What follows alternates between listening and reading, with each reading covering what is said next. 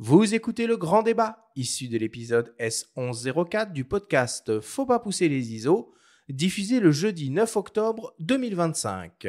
Cette émission vous est présentée par Canon et sa gamme de boîtiers dédiés au vlog pour vous accompagner tout au long de votre voyage créatif. Nous sommes de retour dans Faut pas pousser les ISO avec Cédric Martin de Canon France et Charles Lacombe d'Objectif Bastille pour cette grande discussion autour du live stream vidéo. Alors, ce que l'on appelle le live stream vidéo, c'est la possibilité de pouvoir diffuser en direct du contenu vidéo sur Internet. Cette fonctionnalité assez révolutionnaire s'est imposée autour des années 2010, avec l'essor des plateformes de diffusion. Les plus célèbres sont naturellement Twitch, dont le modèle repose principalement sur le live stream, mais on peut citer aussi YouTube, Facebook, Instagram, TikTok, et même en quelque sorte les Zoom, Meet et autres Teams. Cette technique de production et de diffusion de contenu reprend en grande partie la philosophie du broadcast, ou plus simplement de la télévision en direct. Jusqu'à peu, il fallait déployer des moyens techniques et donc financiers colossaux qui étaient uniquement accessibles à de grosses sociétés de production. Aujourd'hui, la donne a changé et tout le monde peut, plus ou moins simplement, faire des lives en vidéo de grande qualité et les proposer au plus grand nombre. On écoute Jérôme Kainborg de la chaîne Nowtech nous expliquer pourquoi il utilise très régulièrement le live stream dans sa production de contenu. Alors, en fait, le stream, c'est comme faire des vidéos sur Internet, ça n'est qu'un média. Donc, tu peux avoir plein de sujets différents, mais je dirais qu'aujourd'hui, les grandes catégories de live, il y a les discussions. Donc là, ça demande assez peu de préparation éditoriale.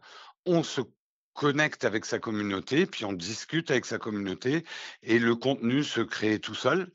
Hem, le pendant de ça, ça a été, les lives de jeux vidéo qui ont beaucoup, beaucoup popularisé, la les plateformes, où on stream son jeu vidéo et en même temps, bah, on interagit avec sa communauté tout en jouant. Ça a été, le départ avec Justin TV qui avait beaucoup popularisé, qui est devenu Twitch ensuite, pour les plus anciens, ils se souviennent de Justin TV. Hem, après ça a donné naissance et notamment avec les confinements qui ont été quand même un gros coup de boost pour les lives parce que les gens se sont retrouvés, ben, enfermés chez eux. Et finalement, c'était assez facile de produire des lives et surtout, il y avait beaucoup de gens pour écouter des lives parce que, ben, on restait chez nous, quoi. Donc on a vu, d'autres formats se mettre à émerger, que ça soit du commentaire de vidéo, donc on regarde une vidéo avec sa communauté tout en la commentant en même temps. Il y a eu aussi, des lives beaucoup plus poussés qui commencent à se rapprocher de formats traditionnelle télé, avec des interviews, avec des plateaux, avec des chroniqueurs. Là, ça devient des productions plus poussées. C'est là où je dis, le live streaming n'est finalement qu'un tuyau. Après ce qu'on décide, on vient d'assister ce week-end, au GP Explorer qui est quand même, une production qui coûte des millions et des millions d'euros, enfin j'ai pas le budget, mais qui était diffusée sur Twitch au même titre qu'une émission, ou juste une discussion, d'une personne dans sa chambre avec, 10-15 personnes de sa communauté. Donc c'est le même tuyau, en fait. C'est un lien direct avec ce que j'appelle le cœur de communauté. Nous, on est d'abord une chaîne YouTube et on va dire tout notre business model économique est basé sur la chaîne YouTube.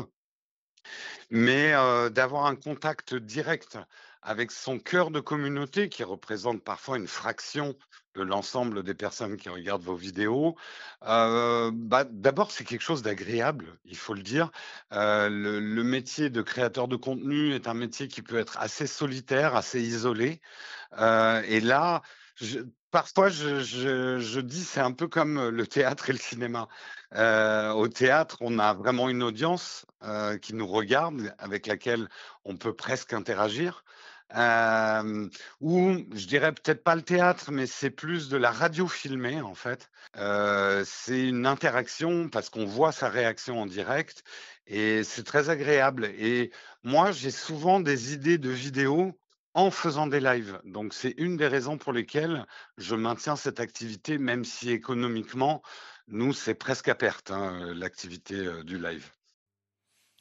Bon, comme toujours, c'est hyper intéressant ce qu'il nous raconte Jérôme, c'est hyper clair, il raconte beaucoup de choses. Et il a une belle voix de radio Et aussi. il a une belle voix de radio. Bon, il a l'habitude de faire ce genre de choses. Bon, c'est sûr que entre l'entretien d'embauche sur Zoom et le GP Explorer, il y a quand même un grand écart en termes de production. Pourtant, c'est la même philosophie et puis c'est la même manière de fonctionner. Exact. C'est vrai que dans le live streaming, on va regrouper justement toute la psychologie qui est autour du direct, c'est-à-dire l'envie d'avoir de l'interaction avec la personne qu'on regarde. Quand on est viewer, on appelle ça les spectateurs, on les appelle les viewers. Quand on est viewer d'un streamer, on cherche l'interaction avec ce streamer. Il y a un taux d'engagement qui est 10 fois supérieur à une vidéo simplement Est-ce que tu peux postée. rappeler ce que c'est le taux d'engagement, peut-être parce que ça, entre nous, on en parle beaucoup. Sur un taux d'engagement, ça dépend en fait de la communauté du vidéaste ou du streamer en question. Quand on parle de vidéaste ou quand on parle de créateur de contenu au sens large du terme qui fait des vidéos et qui les poste sur Internet, on est sur des valeurs qui vont être en fonction aussi de la communauté. Donc si on est sur des millions, on va baisser en taux d'engagement, forcément. On va être aux alentours des 3-4% d'engagement. Quand on va avoir un peu moins de communauté, forcément, le taux d'engagement va être plus grand parce qu'il va être plus intérêt, il va y avoir plus d'intérêt à suivre quelqu'un parce qu'il a justement une communauté plus restreinte. Mais bref, on est sur des taux d'engagement qui dépassent rarement les 10%. Là, en streaming, on est sur des taux d'engagement qui sont 10 fois supérieurs. Donc, on va avoir énormément d'engagement quand on commence à faire du stream vidéo. On va être avec des taux à 90% d'engagement. Forcément, après, quand la communauté s'agrandit, etc., on va être sur des taux qui vont se restreindre, forcément. Mais on est quand même sur des taux d'engagement qui sont 10 fois supérieurs. Et donc ça amène énormément d'intérêt pour le viewer, du côté interaction. On a aussi la quête de l'authenticité à travers le streaming. On va vraiment être sur la quête de ces imprévus-là. On va voir qu'en fait, on sort du schéma produit qu'on peut avoir lorsqu'on fait une vidéo, lorsque aujourd'hui on regarde une vidéo sur YouTube. Maintenant, la totalité, enfin pas la totalité, mais la grande majorité des vidéos les plus regardées sur YouTube sont des vidéos qui sont produites, donc où on a enlevé ce côté authentique quelque part pour avoir quelque chose de très télévisuel, j'ai envie de dire. Donc là, sur le live, on va avoir ce côté authentique qui va revenir. Qu'on plébiscite dans le podcast d'ailleurs. nous, hein. Exactement. Exactement. Bah, en fait, le live streaming, ça vient aussi quelque part du podcast. Ah bah complètement. Donc, c'est quelqu'un un jour qui a dû se dire putain, pourquoi on se filmerait pas et en train de faire un podcast. C'est à peu près ça. Il y a aussi le côté communautaire, c'est-à-dire que on va être sur des viewers qui ont aussi ce besoin d'appartenir à une communauté, je pense, et qui va se sentir proche de la communauté. En fait, quand on regarde quelqu'un parler en stream, souvent on va parler de salon, c'est-à-dire qu'on va avoir quelqu'un en face de vous et tout le monde autour. C'est-à-dire qu'on est regroupé comme dans un espace virtuel, un salon virtuel, et donc aussi ça apporte ce sentiment communautaire à des viewers qui en ont besoin. Puis ce sentiment, il a grandi, Jérôme en a parlé, avec le Covid. C'est une habitude quand même qui a été prise. Alors, où on en est aujourd'hui ? Est-ce que finalement le Covid a initié de nouvelles habitudes ou est-ce que ça a juste été une bulle comme ça dont on revient par rapport au streaming ? Alors forcément, le streaming, ça s'est vachement développé très rapidement, peut-être trop rapidement pendant le Covid, où on a eu des bonds extraordinaires dans les pourcentages d'utilisation. Après, aujourd'hui, quand on regarde les contenus qui sont créés, notamment avec le GP Explorer qui a eu lieu ce week-end, on est quand même sur des augmentations année après année. Aujourd'hui, ce week-end, il a encore dépassé un cap avec 1,3 million de streamers en direct. GP Explorer, c'est un événement avec n'importe des quoi. youtubeurs stars, c'est ça, qui C'est faisaient ça. des courses.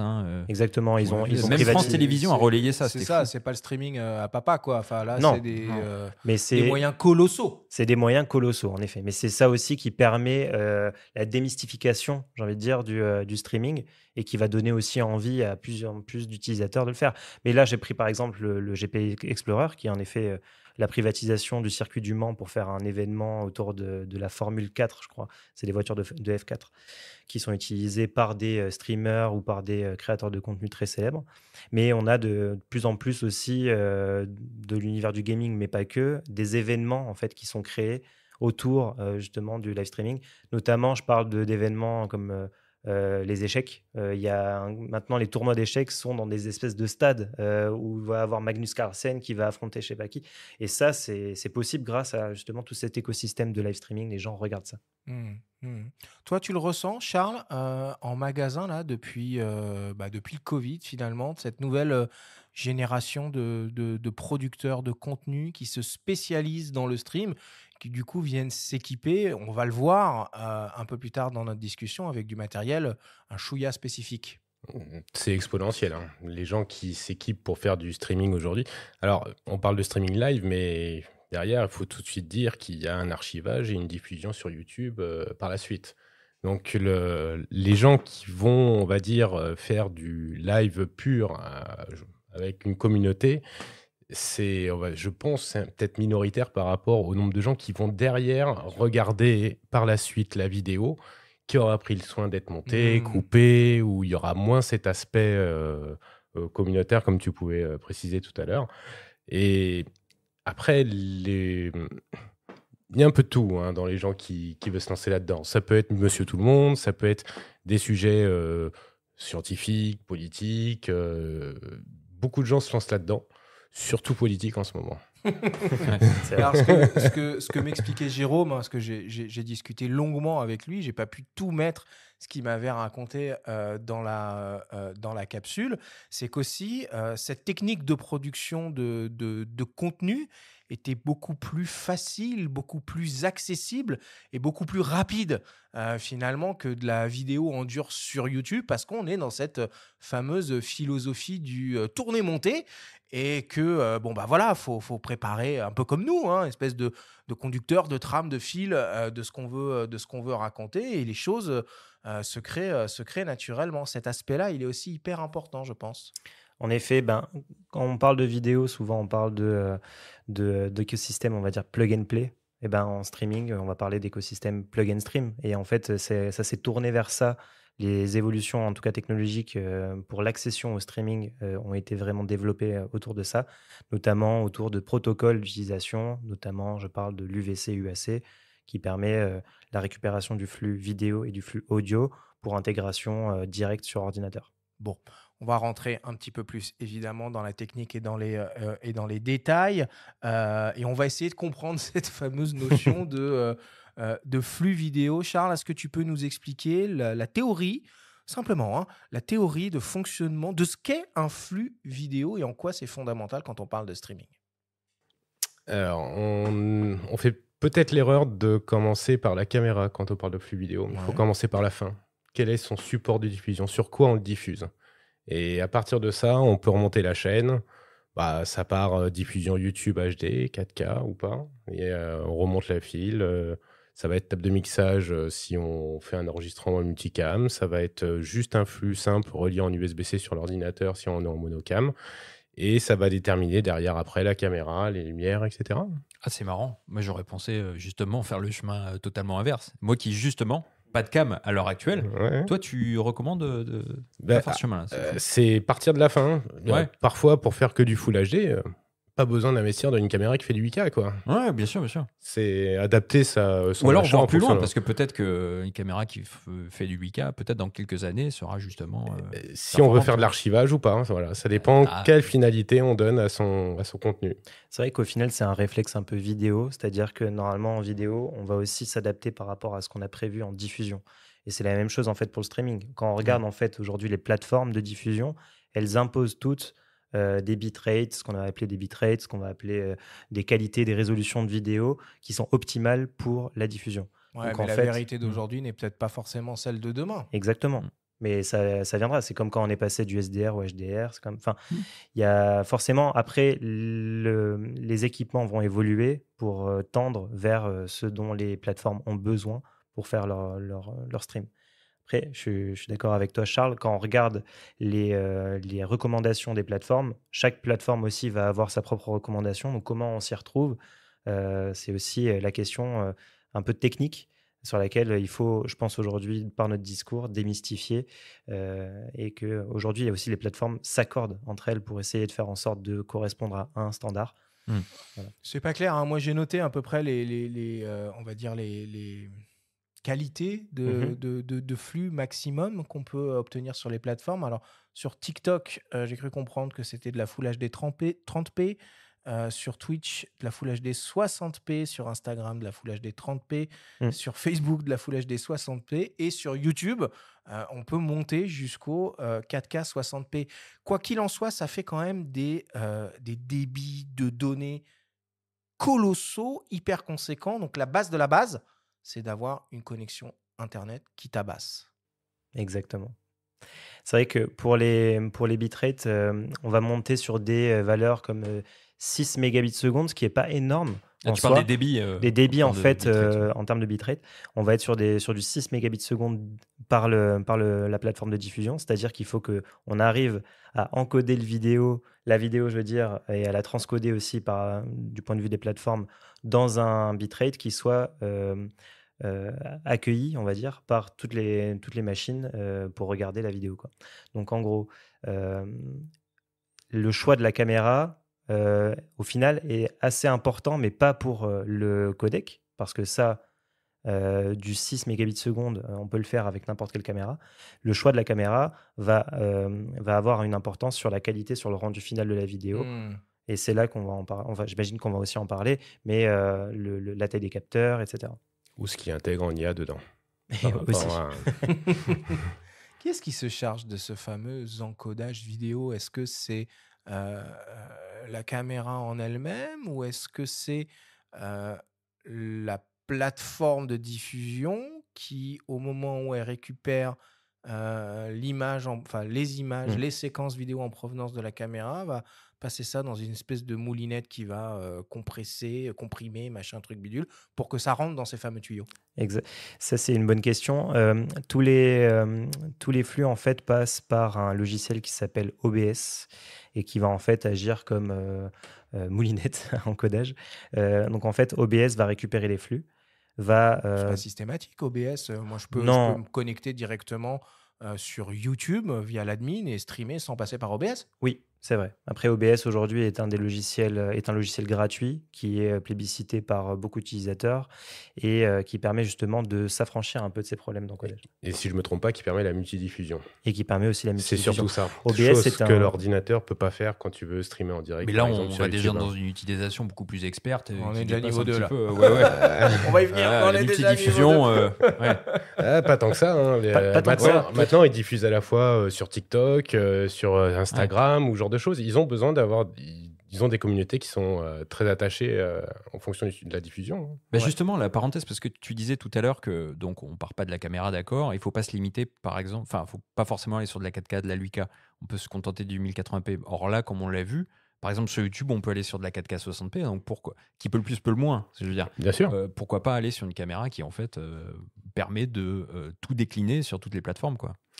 Il y a l'histoire du stockage derrière. Hein. C'est pas Ouais, rien. ouais, Voilà, c'est pas rien. Quand on fait 1 heure d'enregistrement en 4K pour pouvoir après faire un montage costaud.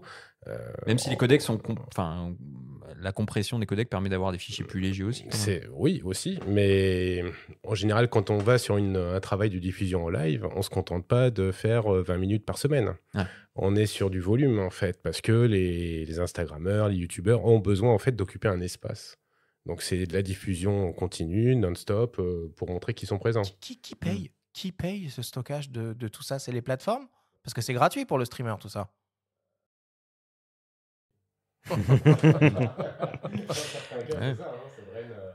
Disons que ceux qui streament pour ensuite faire du micro-contenu à partir de ce stream pour mettre sur leur diffusion, enfin sur leur chaîne YouTube, entre guillemets, là on est sur le 1% YouTube. Hein. Les gens qui vont streamer juste pour streamer et qui vont avoir quand même besoin de stocker, on va être vraiment sur des valeurs très faibles. Après, OBS, je reviens juste sur OBS, c'est un logiciel qui est gratuit et qui est open source. Donc en fait, il a bénéficié dès l'ère du gaming et jusqu'à aujourd'hui d'une simplicité d'utilisation qui aujourd'hui, dès qu'on regarde sur Internet comment faire un live en streaming, tout de suite, on va nous parler d'OBS et on a une version gratuite, enfin, tout est gratuit chez OBS, mais on a une version qui est simple d'utilisation et toute personne qui a envie de faire ça va forcément regarder un tuto sur YouTube et va passer par OBS à un moment donné. Après, on peut quand même, je suis d'accord avec toi, streamer directement à partir de son boîtier ou à partir d'une connexion directement sur son téléphone, mais ça va être aussi. C'est pas ça qui va amener, on va dire, la démocratisation du live streaming. Ça va forcément, je pense, passer par l'utilisation de logiciels comme OBS en passant par un ordinateur. Alors, le côté simple de OBS, je mettrais des petits guillemets là-dessus. Moi qui me suis un peu confronté au sujet, j'y suis arrivé, mais bon, c'est pas non plus ultra plug and play comme truc. Il faut effectivement passer par de nombreux tutos pour savoir où cliquer et où mettre les informations de connexion. Mais bon, on va revenir un tout petit peu en amont là. La base du stream, donc c'est donc de récupérer un flux qui vient d'une caméra. Quelles sont les solutions techniques qui existent pour récupérer ce flux? Charles. On a des grandes marques comme Blackmagic qui fait ça. On a aussi même Canon qui propose une solution avec un environnement de logiciel autour de caméras qui va vous permettre de streamer en direct. Après, vous avez il y a différentes gammes, on va dire. Blackmagic est le plus répandu, avec la série des ATEM, Mini Pro, ISO. Alors ça, c'est quand on récupère un flux en HDMI. Ouais, c'est ça et qui va aussi gérer la diffusion en direct. C'est comme une carte d'acquisition vidéo. Quoi. On n'est pas obligé de passer par là, il y a d'autres solutions. On peut passer par son ordinateur en direct via une carte d'acquisition en HDMI ou en SDI. Mais aujourd'hui, le monopole, c'est Blackmagic. Et de mémoire, il y avait même un petit boîtier chez Canon qui ne paye pas de mine, qui permet de faire ça même depuis le boîtier, ce qui est le G7X Mark III, qui a une fonction de live streaming. Oui. Alors, est-ce que ça marche, ça? Oui, alors maintenant, dans les produits chez Canon, on propose justement le support UVC-UAC, ce protocole-là, qui permet justement l'utilisation du boîtier en USB directement, reconnu comme une caméra par l'ordinateur. Et donc, dans le flux, c'est aussi simple que si vous démarriez un live streaming à partir de la webcam de votre caméra. Donc ça, c'est les protocoles, on va dire, UVC-UAC qui récupèrent l'audio et la vidéo encodés ensemble et qui permettent justement de streamer rapidement. Ça marque sous macOS ou sous... Oui, c'est indépendant de système d'exploitation. Okay. Bien sûr. Donc on a ça. On a après, ça va être pour des utilisateurs totalement amateurs qui vont juste vouloir faire... Je lève la main. Ouais. Bien sûr, mais même moi aussi, si je devais faire du live streaming demain. Et d'ailleurs, quand on parle d'utilisateurs amateurs, on parle aussi techniquement de professionnels parce que tout ce qui va être live streaming pour live shopping, je veux dire, des vendeurs qui sont dans la boutique et qui font une séance de live shopping d'une heure, ils vont le faire très simplement, soit avec leur téléphone, soit là, justement, on leur permet aussi, grâce à des boîtiers chez Canon, de pouvoir le faire directement à partir de leur appareil et d'une connexion Internet stable, évidemment, comme tu le disais au début, Arthur. Mais ça, cette fonction qu'on va appeler webcam, même si on comprend bien que c'est un petit peu plus élaboré que ça, pour qu'on parle tous le même langage, on va parler de mode webcam. Charles, c'est pas une exclusivité Canon. N'importe quel boîtier hybride un peu récent propose cette fonction-là. Depuis, tous les boîtiers hybrides, depuis 1 an, le proposent. Sony, Panasonic, sur leur dernière gamme. C'est des solutions aujourd'hui qui sont très, très utilisées et en parallèle avec le mode vertical dans le cadre d'un live streaming. Parce que le support de diffusion pour les live streaming reste après, en lecture, un smartphone. Oui, le mode vertical, c'est l'enregistrement vertical au moment de la prise de vue pour le diffuser sur les réseaux. Et on se souvient qu'au lendemain du Covid, il y avait eu plein de salves de mise à jour sur des boîtiers qui pouvaient être transformés en webcam. On a vraiment senti à ce moment-là l'essor. Alors, on a un petit peu commencé à l'évoquer quand on parle de live streaming vidéo. C'est pas forcément une question de codec, de définition, de cadence, de RAW, de LUT ou de trucs comme ça. C'est avant tout une histoire de qualité d'image au global. Donc, on va parler taille de capteur, on va parler rendu des couleurs, on va parler optique. C'est ça, Charles? Ouais, et aussi d'esthétique de l'image qui a on va dire, qui est très important dans la diffusion. Aujourd'hui, la grande bataille des fabricants, c'est de faire une jolie image en travaillant essentiellement sur le bokeh. Donc, on part sur du micro 4/3 en taille de capteur ou du full frame. Même, le mode APS-C vous fera un rendu d'image qui sera très bon. L'avantage que vous auriez en partant sur des capteurs, on va dire full frame, c'est la possibilité d'avoir un enregistrement sur certains boîtiers, à la fois en mode vertical et en mode horizontal, classique 16/9, ce qu'a intégré Canon dans la nouvelle C50 notamment, pour faciliter aussi même un professionnel qui est amené à faire une diffusion en direct et d'avoir les deux contenus, un contenu plutôt Instagram, TikTok et ce qu'on veut, et un contenu, un archivage professionnel derrière. Mais pourquoi on ne se contenterait pas d'un smartphone pour faire ça? Moi, est-ce que j'ai besoin de m'embêter à mettre un appareil photo sur mon bureau pour faire une webcam? Ça dépend de l'esthétique que tu veux donner à ton image, en fait. Forcément, en fait, quand on va s'identifier à des streamers qui ont une grosse communauté, là, on va tout de suite passer sur des gros capteurs, chose que tu n'auras jamais avec ton smartphone. Il y a avec ton smartphone forcément de la correction en temps réel pour essayer de recréer ce flou derrière, L'effet de bokeh. l'effet de bokeh. Mais rien ne C'est changera. dégueulasse. On Voilà. va se le dire, hein, c'est bon. Rien ne changera l'utilisation d'un grand capteur qui te permet justement de jouer sur cette profondeur de champ. Mais on peut simultanément, avec un boîtier Canon ou autre, streamer et en même temps enregistrer dans un format vidéo de ouf directement sur le boîtier. Tous les boîtiers le proposent. Tous les boîtiers proposent ça. Pratiquement, ouais. Ouais. Et même, vous avez la possibilité de faire, sur certaines gammes de boîtiers, une double sauvegarde, à savoir une sauvegarde très haute définition et une sauvegarde basse def pour ceux qui sont équipés de lecteurs de cartes. La question, c'est comment on gère le son. On est bien placé ici pour le savoir. Parce que là, on parle d'image depuis tout à l'heure, mais enfin, le streaming, ça repose énormément aussi sur la qualité du son. Comment on la gère? Est-ce qu'on la confie à l'appareil? On voit de plus en plus d'appareils d'ailleurs qui ont des micros avec des micro-capsules sur le dessus, hein. On a vu ça récemment.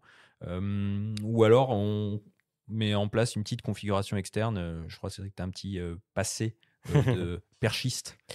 Et en effet. En fait, pour moi, c'est là que va se différencier les utilisateurs. C'est-à-dire au niveau de l'image, mais également au niveau du son. C'est-à-dire que dès qu'on va vouloir... First. Exactement. Mais dès qu'on va vouloir en fait rajouter un micro externe et qu'on a une source vidéo qui n'enregistre pas dans le boîtier, donc du coup, comment on fait pour synchroniser le son avec l'image, etc. Là, en fait, on va tout de suite passer sur une catégorie supérieure. On va utiliser justement des cartes d'acquisition qui permettent l'enregistrement du son et de la vidéo encodée pour permettre justement une synchronisation parfaite. Et à partir de là, en fait, dès qu'il y a cette question du son, on va passer sur des systèmes un peu plus supérieurs. Bon, c'est quoi les accessoires de base incontournables du coup quand on fait ça? Ça passe par un câble USB-C pour commencer, long, solide, bien fait, donc pas livré avec la caméra. Il y a des trucs, Charles, si on veut acheter du câble de compète qui existe? Pour relier le boîtier à l'ordinateur. Un ordinateur, ouais. Avec un 3 mètres, un 5 mètres, un 10 mètres même s'il faut pour être confortable, quoi. Aujourd'hui, c'est l'USB-C. Après, il y a différentes catégories d'USB-C.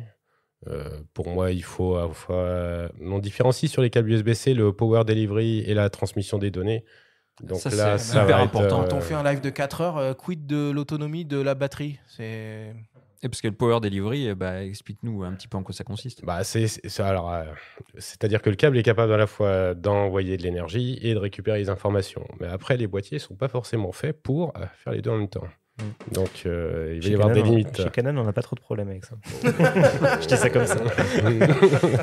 Non, mais le Power Delivery, oui, en effet, ça te permet de faire des séquences d'enregistrement en stream sans interruption. Donc, forcément, si on va faire par exemple du Z-Event où on va streamer pendant 4 jours d'affilée, il vaut mieux avoir une caméra qui te permette d'encaisser le choc en termes d'autonomie de batterie. Donc, du coup, vu que c'est Power Delivery, on n'a pas de problème de batterie. Par contre, c'est au niveau de la chauffe du capteur que ça va se passer. Il faut faire des studios dans des frigos où il faut foutre des ventilateurs autour. Il y a des ventilateurs généralement maintenant, sur les caméras qui sont dédiées pour la vidéo ou pour le stream. Aujourd'hui, on met des ventilateurs pour rafraîchir justement les capteurs et pour éviter les surchauffes. Alors chez Canon, vous avez récemment lancé 2 boîtiers plutôt orientés grand public. Alors il y a l'EOS R50V et le PowerShot V1, des boîtiers qui ont une ADN quand même particulièrement tournée vers la vidéo. On va retrouver plein de fonctionnalités pour l'exercice du vlog, mais aussi des nouvelles fonctionnalités conçues spécialement pour le live stream vidéo. On vous propose d'écouter le témoignage de Jacques Icaré de Canon France nous en parler. On propose maintenant plusieurs solutions pour faire du streaming. Et donc, il y a des solutions qui sont maintenant très simples, puisqu'on a lancé une application qui s'appelle Canon Live Switcher Mobile. Et cette application va permettre, uniquement sur iOS, ça c'est important, de profiter de plusieurs caméras lors d'un stream, lors d'une diffusion en direct. Typiquement, il faut avoir donc un smartphone, un iPhone en l'occurrence, et derrière, on va pouvoir brancher un R50V ou un V1. Et par exemple, pour un créateur de contenu, il va pouvoir profiter d'avoir plusieurs caméras, plusieurs champs. Typiquement, par exemple, quelqu'un qui fait de la cuisine ou de la présentation de produits, il peut faire un plan serré avec l'appareil photo et il bascule sur l'interface de son téléphone sur un plan plus large avec le contexte et avec le produit en action. Donc vraiment maintenant des applications qui sont très faciles. L'application, pour l'instant, elle est compatible avec 3 réseaux principaux, qui sont YouTube, Twitch et Facebook. Et on peut avoir 3 caméras simultanément.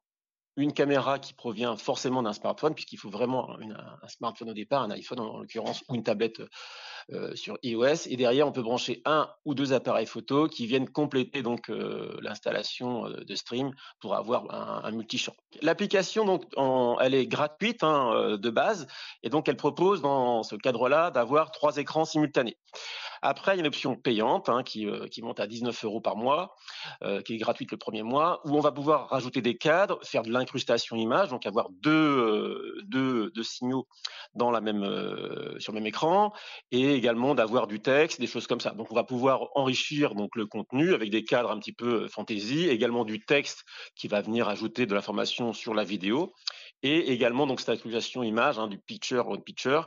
Donc typiquement quelqu'un qui fait du Twitch, qui fait du jeu, il va pouvoir avoir son jeu qui est diffusé sur l'écran principal, et en même temps il y a un petit écran de rappel où il est filmé en train de jouer. Ce qui est très intéressant sur cette application, c'est qu'elle est sans fil, elle marche en Wi-Fi, et donc il faut un point d'accès quand même, donc on se relie au réseau en local, et le même réseau doit être utilisé par le smartphone, et là on va pouvoir partager les informations et donc avoir ces différents flux vidéo qui vont rentrer sur le streaming. Il est certain que si on sort des produits à l'avenir, ils seront compatibles avec cette application. Et il est possible également que des produits actuellement au catalogue, via une mise à jour firmware, puissent également rentrer dans l'application. Pour l'instant, ce n'est pas le cas. Au début, c'était que le R50V. Maintenant, il y a le V1. Mais on va également permettre de le faire sur d'autres produits à l'avenir. Par contre, là, je n'ai pas la liste exhaustive des produits, mais on travaille sur le sujet. Et du coup, cette application, elle est compatible avec la C50 là, que vous avez lancée récemment ? Alors, la C50, elle ne sera pas compatible tout de suite sur cette application, et honnêtement, je n'ai pas l'information, donc je ne pense pas, parce qu'on est sur des systèmes d'opération différents entre EOS R et EOS Cinema. Mais de toute façon, l'utilisation de cette caméra EOS C50 se fait plus dans le cadre d'une utilisation via OBS, et donc via un système un peu plus professionnel, on va dire.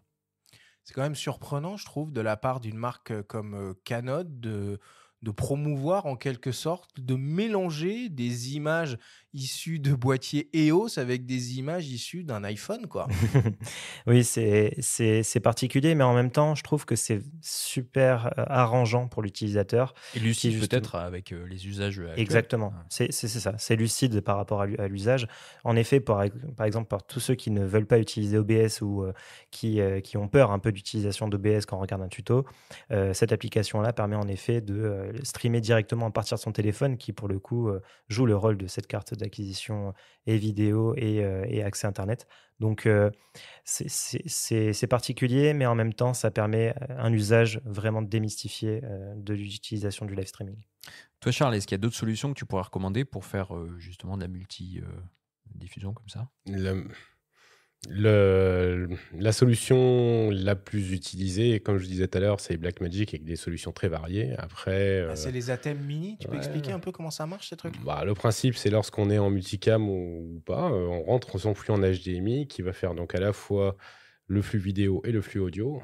Et ça va vous permettre une production via l'ordinateur et le logiciel pour gérer séparément l'audio et la vidéo pour une diffusion en direct suivant la plateforme qu'on veut. Et c'est quoi la thème mini? Est-ce qu'on peut expliquer ce que c'est? Parce que moi, c'est la première fois que j'en entends parler. Qu'est-ce que c'est? C'est une petite console de mixage. Soyons concrets. Il rentre en HDMI. En fait, il y a 4 flux HDMI, 4 entrées HDMI, une sortie en USB-C. Et on relie la thème en USB-C sur l'ordinateur. Et l'ordinateur fait la passerelle entre le flux vidéo et la diffusion en direct derrière. Mais c'est une surface de contrôle. Tu as plein de boutons, tu peux gérer les transitions, synchroniser l'audio avec l'image si ça vient de l'autre truc. Ouais. Et ce qui est ouf avec ces produits-là, pour en avoir utilisé quelques fois, c'est le prix. Ça vaut rien du tout. Le modèle de base, il fait 265 €. On peut gérer 4 flux HDMI, 2 flux audio et avoir une surface de contrôle pour se la jouer régisseur broadcast de la Nouvelle Star, quoi. Donc c'est complètement barjo comme produit. Pour des solutions plus simples, il y a aussi Rode qui a commercialisé récemment le Rodecaster vidéo aussi. Exact. Qui va pouvoir aussi, a priori dans le futur, associer avec un Rodecaster pour l'audio et pouvoir faire des diffusions un peu plus poussées derrière. Il y a une autre marque aussi qui est assez publicitée dans le domaine du streaming, c'est Elgato. Oui, dans le jeu surtout. Enfin, il vient du jeu à l'origine et ça, c'est ce qui va vous permettre aussi d'intégrer des petits jingles. Elgato, il propose des petites solutions très simples. Ouais, Elgato, c'est ceux qui font le Stream Deck, le fameux Stream Deck. C'est un écran en fait avec des boutons LCD qu'on peut personnaliser. On peut envoyer justement ces jingles, changer de scène. Quand on parle de scène, c'est l'écran d'attente quand on est en début de stream, la fin, si on est en période où on a envie de parler juste à son auditoire, si on a envie de mettre justement son jeu en incrustation en PIP. Tout ça, ça peut être géré via le Stream Deck et ça, c'est Elgato qui l'a fourni. Aujourd'hui, il est très utilisé dans le milieu du streaming, que ce soit jeux vidéo, mais plus que aujourd'hui. Oui, moi je l'utilise pour aussi récupérer les affichages d'appareils photo via le câble HDMI pour les enregistrer, les capturer et insérer les captures d'écran dans les tests de boîtier. J'avoue, c'est bien pratique. Merci l'univers du jeu vidéo quand même. Depuis le début, ils en parlent beaucoup. Ils ont fait pas mal. Après, Elgato, je crois, maintenant, a un écosystème complet justement pour tous ceux qui veulent faire du streaming. Je parle sous ton contrôle, mais ils vendent aussi des lumières, ils vendent des micros en USB. Enfin, tout est fait pour qu'on puisse... Des bras, des pieds, Voilà. On peut tout acheter. On peut tout acheter Elgato et commencer à streamer entre guillemets assez rapidement. Et ils ont aussi un équivalent de la thème mini Extreme ISO, puisqu'ils ont, je me rappelle plus du nom du produit, mais tu peux rentrer jusqu'à 2 ou 3 HDMI pour pouvoir le balancer en USB directement dans ton ordinateur. Donc non, c'est des solutions, c'est des solutions qui ont permis aussi la démocratisation du live streaming. Ouais. On va reparler aussi quelques secondes de ce fameux logiciel OBS qui, même s'il n'est pas impératif de passer par lui pour faire du stream vidéo, est quand même assez rapidement incontournable. Au-delà du fait qu'il permet donc de récupérer un flux vidéo, de le connecter à une plateforme de diffusion, qu'est-ce qu'on peut faire d'autre avec ce logiciel, par exemple en termes d'enrichissement ? Avec des effets de motion, de machin, de trucs, de bidule. Qu'est-ce qu'il est possible de programmer et de faire avec ce soft ? En fait, OBS, il va te permettre de non seulement, tu disais, capturer les sources, mais organiser les fameuses scènes dont je parlais. Les scènes, c'est... en fait, chaque streamer a un peu son univers. C'est-à-dire qu'il peut faire du motion design pour préparer des contours, on va dire, pour son stream. Les exemples les plus connus viennent de l'univers en effet du gaming, où ils peuvent en fait intégrer des jingles, intégrer des codes pour des marques, parce qu'aujourd'hui aussi le streaming, c'est aussi un moyen d'accès pour plein de marques via ces streamers d'atteindre leur communauté, et donc ils vont pouvoir mettre des cadres avec des codes promo, ce genre de choses, et en fait on va pouvoir passer de ces scènes où on met ses codes promo, où on fait le début de son stream, ou alors on veut passer juste en affichage avec le chat, ce qu'on appelle le chat, avec toutes les interactions du public. Tout ça, c'est OBS en fait qui permet de personnaliser ces scènes. Et c'est pour ça qu'OBS aujourd'hui est le principal logiciel, outil. C'est parce qu'il permet une personnalisation qui est sans limite. Et il a été développé pour ça, parce que je le rappelle, c'est un logiciel open source. Enfin, pour aller encore plus loin dans l'automation, il est possible d'opter pour des caméras spécialisées, motorisées, les fameuses PTZ. On vous propose d'écouter le réalisateur Sébastien Deveau nous parler de ce type de produit et de ce qu'ils sont capables de faire.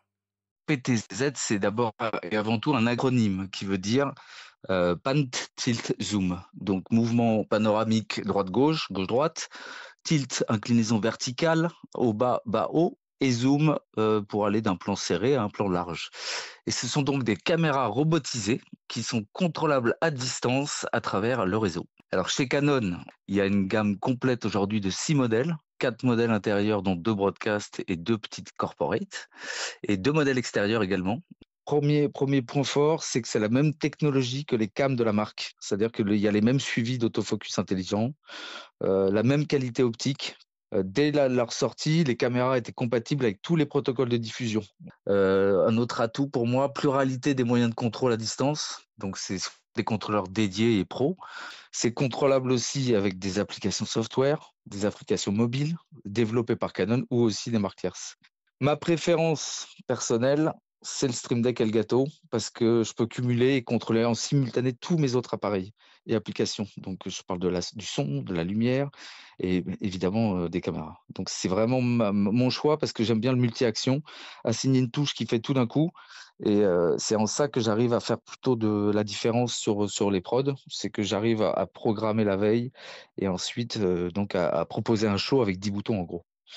Un autre truc que j'adore, c'est qu'on peut se contenter d'un seul câble pour les utiliser. En fait, aujourd'hui, même par un RJ45, on arrive à alimenter, transmettre le signal vidéo. Normalement, on le faisait par des câbles HDMI ou SDI. Ben là, à travers le RJ45, on arrive aussi à transmettre et contrôler les caméras. Et ça a vraiment aussi suivi avec les évolutions exponentielles de l'intelligence artificielle. Ben, on arrive à avoir des choses complètement extraordinaires. Donc, il y a 3 points. Il y a le tracking, suivi automatique des sujets, qui fonctionne parfaitement pour suivre un gros plan sur un talk show, avec des invités autour d'une table, par exemple. L'application boucle, qui me permet, par exemple, de rendre dynamique une caméra large dans mon workflow multicam, de manière autonome avec un mouvement subtil de zoom. Tu vois, un petit zoom avant, zoom arrière. Donc, on donne une dynamique à une caméra qui devient autonome. Bah, le point là qui est vraiment récent, c'est apparu là, je crois, cette année, c'est l'auto-framing. Et alors, ça te permet de cadrer et en respectant la règle des tiers et le nombre d'or. C'est-à-dire que tout d'un coup, la personne qui ne regarde pas la caméra mais qui regarde un invité à table, eh ben là, tout d'un coup, il va le comprendre. C'est-à-dire qu'au bout de 10 secondes, il va voir qu'en fait, la personne ne regarde pas. Donc, il va le mettre dans le tiers droite ou gauche en fonction de l'inclinaison du visage. Et c'est pareil, si quelqu'un est filmé en gros plan et qui passe tout d'un coup, qui se lève et qui se déplace, bah, la caméra va comprendre. Donc, il y a un mouvement qu'elle va donc élargir, soit sur un plan moyen, soit large, ce que tu peux définir avant. Donc, aujourd'hui, toutes ces applications qui ont évolué avec les firmware te donnent encore plus de possibilités d'être de plus en plus seul, ce qui n'est pas forcément bon pour un nombre d'opérateurs, parce qu'en fait, ça fait disparaître aussi beaucoup de travail au niveau des opérateurs. Mais en gros, les producteurs, ils foncent là-dedans parce qu'ils voient que l'intelligence d'un multicam géré par une seule personne fonctionne très bien en 2025. Et ce que j'ai envie de rajouter pour conclure, c'est que la puissance de cette technologie aujourd'hui, ça va réellement changer l'industrie. Je peux comparer ça à la révolution 5D que j'ai connue il y a 15 ans et qui a rendu accessible le rendu cinématographique au plus grand nombre. Et ben aujourd'hui, le réseau, ça ouvre une créativité sans frontières ni limites grâce à cette connectivité accessible à tous et qui modifie complètement les règles du jeu. Bon, finalement, la vidéo par réseau, c'est très loin du grand public. Ça a l'air complètement dingue ce qu'il est possible de faire avec ces caméras motorisées. Toi, tu sens, Charles, qu'il y a un engouement sur cette génération de produits qu'on trouve, par exemple, dans les studios de radio, hein, quand ils font des flux vidéo en direct. C'est ce genre de matériel qu'ils utilisent. Ça va dépendre aussi après dans quel cas ils l'utilisent. Quand on parle de PTZ, on va sur une structure en intérieur, posée. C'est du studio presque. Et après, pour tout ce qui est mouvement live en extérieur, bah là, ce sera plus des solutions avec des hybrides, voire un smartphone dans certaines conditions. Hein. Ça se limite aussi à ça. Sur les PTZ, là, depuis 2 ans, il y a eu un très gros effort pour que comme rappelait Sébastien Deveau, une seule personne puisse être capable de gérer 5 caméras. ça se fait automatiquement. Alors, ça commence à être intégré sur les plateaux télé, mais c'est déjà le cas depuis 1 an, même sur les caméras Canon qui le proposaient. Hein. En fait, on n'a plus du tout d'excuses pour ne pas filmer ce podcast, quoi. C'est terrible. Merci Sébastien. C'est un gros marché, hein. Il n'y a pas que Canon qui se positionne sur ce genre de produit. C'est quoi les ordres de prix de ce genre de machine? On est sur un budget entre 1500 et après, pour Sébastien Deveau, là, notamment pour les réalisations audiovisuelles, on part sur des caméras PTZ, grand capteur full frame. Là, il n'y a que Sony aujourd'hui qui le propose, avec des optiques interchangeables. C'est un billet de 10 000, mais nul. Oui, quand même. Ah oui, Ouais, quand même. On va beaucoup plus loin après. Hein. Ouais, la gamme chez Canon se compose de la CRN100 jusqu'à la CRN700. On est sur des prix de 1500 à 8000 euros pour une caméra. Après, en effet, tu n'achètes pas uniquement la caméra. Hein. Forcément, tu achètes tout un écosystème derrière aussi. Ceux qui sont sur le marché et qui fonctionnent bien, c'est Panasonic et Sony, en effet, avec la FR7. Qui dispose de cette position-là d'utilisation grand capteur avec optique interchangeable. Après, il y a des entreprises qui innovent et qui proposent aussi l'utilisation de caméras sur des têtes robotisées où en fait on va pouvoir poser une caméra sur une tête. Et par exemple, chez nous, donc C50, C80, C400, utilisation de ce genre de caméra sur des têtes robotisées pour utilisation aussi de tout le parc optique derrière. Chose qui est limitée aujourd'hui chez Sony avec la FR7. Ou même sur un RS4 Pro. Hein. Ou ça sur un fonctionne RS4 très Pro. bien. Maintenant, vous avez de l'IA qui est intégrée dans les RS4 Pro pour les suivis de sujets. Ça, c'est chez DJI, c'est ça? Tout à fait. Ouais, qui propose des solutions à mettre sur un trépied et ça marcherait très bien et c'est intercompatible sur n'importe quel boîtier derrière. Ce qui permet de sortir de l'utilisation studio complètement pour le coup. Et aussi plus simple parce que vous allez avoir avec des accessoires comme une petite caméra qu'on rajoute dessus qui va être capable de déclencher en levant la main sans passer par le boîtier. C'est le DJI qui va piloter le boîtier. Ce qui est intéressant en tout cas sur l'utilisation des PTZ, c'est que ça ouvre aussi une utilisation à plein de secteurs d'entreprises qu'on n'imaginait pas forcément aujourd'hui. Ça ne m'étonnerait pas que dans les prochaines années, on ait sur Twitch ou sur les plateformes l'accession à des contenus autour de la religion, on va dire, par exemple. On équipe aussi beaucoup de lieux de culte sur des caméras PTZ pour pouvoir suivre les prières à distance. On équipe aussi pour l'éducation, pour le médical, etc. Enfin, ça peut être pour toute type en fait d'entreprise. C'est un marché qui peut se développer énormément. Même dans les mairies aujourd'hui, hein, c'est diffusé en direct aujourd'hui. Certaines mairies diffusent en direct les réunions qu'il peut y avoir. Hein. Les mariages peut-être. En tout cas, c'est une belle mise en perspective hein, et je tiens à dire que vous m'avez passionné, hein, tous les deux. Ouais, non, mais vraiment. Benjamin, je te propose en saison 12, on fait une émission autour des PTZ, parce que je pense qu'il y a beaucoup, ça, par contre, c'est hyper intéressant. Beaucoup à dire sur ce type de produit. Avec un chef opérateur. Merci Cédric, merci Charles pour toutes ces explications.